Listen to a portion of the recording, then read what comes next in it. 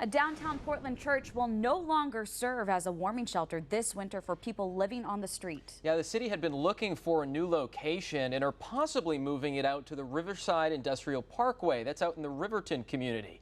CBS 13's Brad Rogers is live near that proposed site. And Brad, there is already a shelter in that location for newly arrived immigrants.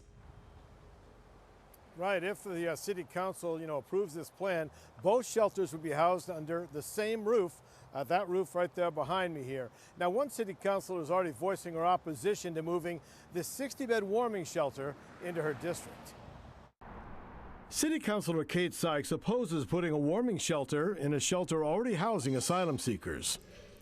She says having recently arriving immigrants under the same roof as individuals with extremely high needs, including active drug use and severe behavioral crises, raises concerns about the safety and stability of both populations.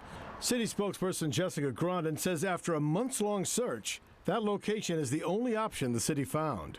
We've been looking for an operator or a suitable location on Peninsula, and we just haven't been able to come up with that at this point. She says shuttles would take people to the warming shelter, which would only open overnight when it's 15 degrees or below, or when there's 10 or more inches of snow. So it's not something that would be open every night of the winter. And the reason it works is because it is an open space, with good sight lines, and it already is set up for a shelter. Councilor Sykes says, I want to be clear that I do not condone this plan. It is deeply flawed. People living on the street agree. A lot of people have their stuff with them, and they're not going to be able to take that much stuff out there, and they can't leave it. You're only going to be allowed to bring so much stuff on the shuttle with you. She and others tell us they won't go to a shelter across the city, no matter how cold it gets.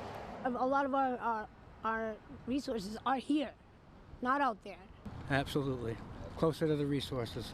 Jessica Grondin says the deadline to apply for shelter funding through Maine Housing was nearly up, so they put down the only location they had. Basically as a placeholder at this point to get ourselves in line for that funding. She says they're still looking for a more suitable location. So there's a lot of steps to go. We're not even sure that this is going to happen yet. We're not sure we'll get the funding.